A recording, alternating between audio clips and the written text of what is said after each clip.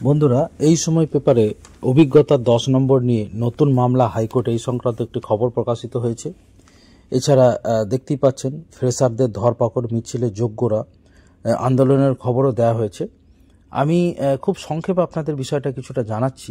অনেক যোগ্যই কিন্তু লিস্টে তাদের নাম নেই, তো মারাত্মক টেনশন তাদের মধ্যে কিন্তু শুরু হয়েছে। কালকেই আমি খবরটা জানিয়েছিলাম যে মাননীয় শিক্ষামন্ত্রী বলেছেন পুরো নিয়োগ প্রক্রিয়া মিটে গেলে যারা যোগ্য এতদিন চাকরি করছিলেন, যাদের চাকরি চলে গিয়েছে তাদের জন্য শূন্যপদ বৃদ্ধির একটা ইঙ্গিত তিনি দিয়েছেন। আমার একটি লং ভিডিও রয়েছে, আপনারা অবশ্যই সেই ভিডিওটা দেখে নেবেন। তো আমি খুব সংক্ষেপে আপনাদের বিষয়টা জানাচ্ছি। দীর্ঘদিন বাদে স্কুল সার্ভিস কমিশনে ফের শিক্ষক নিয়োগের প্রক্রিয়া চলছে।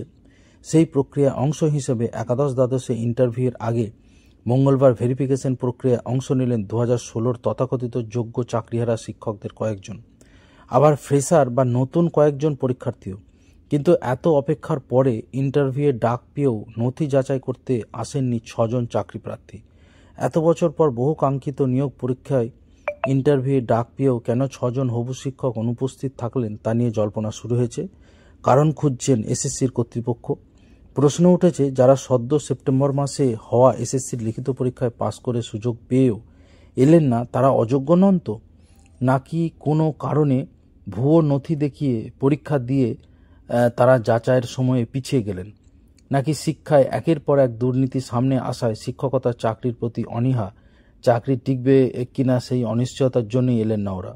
যদিও এসএসসি কর্তৃপক্ষ এই ব্যাপারে সদুত্তর কিছু দিতে পারেননি। যারা নথি যাচাইয়ের জন্য এসেছিলেন তাদের মধ্যে কেউ বাতিল হয়েছেন কিনা, নথির মধ্যে কারো কোনো গোলমাল হয়েছে কিনা ইত্যাদি বিষয় কিন্তু এখনও উঠে আসছে। যাই হোক, এরই মধ্যে আগামী 26 নভেম্বর থেকে ইংরেজি ও বাংলা শিক্ষক নিয়োগের ইন্টারভিউ প্রক্রিয়া শুরু হবে। জেলায় জেলায় কমিশনের রিজিওনাল অফিস, অর্থাৎ তাদের সেন্ট্রাল অফিসে আসতে হবে না, রিজিওনাল অফিসগুলিতে কিন্তু নথি যাচাই প্রক্রিয়া ইন্টারভিউ প্রক্রিয়া চলবে।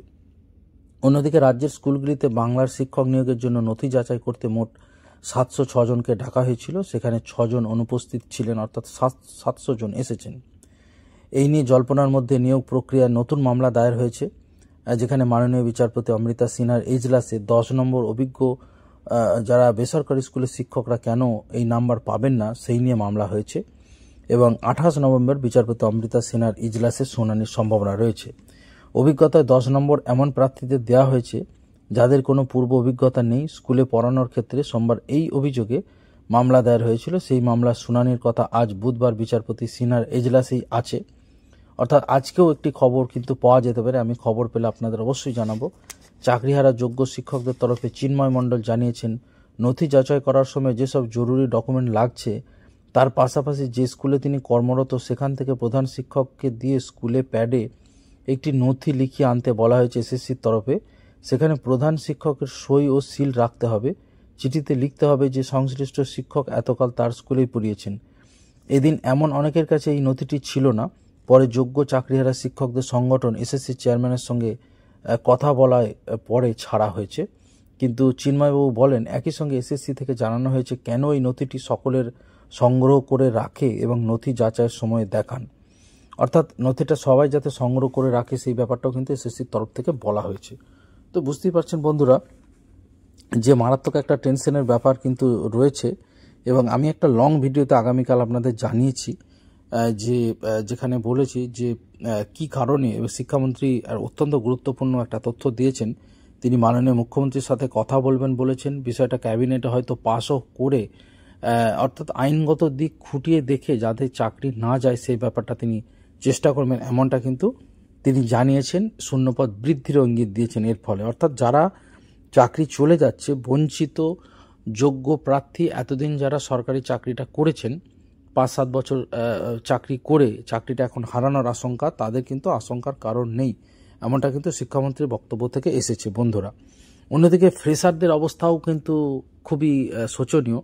তারা 60-60 নাম্বার তুলেও লিখিত পরীক্ষায় তারা ইন্টারভিউ চান্স পাচ্ছেন না। এদিকে একাডেমিক স্কোরও তাদের ভালো, যেখানে 10-এ 10 পাচ্ছেন। তো এটাও কিন্তু একটা বিড়ম্বনার ব্যাপার রাজ্য সরকারের।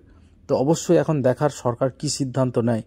এবং অভিজ্ঞতা 10 নম্বর নিয়ে ইতিমধ্যে মামলাও হয়ে গিয়েছে।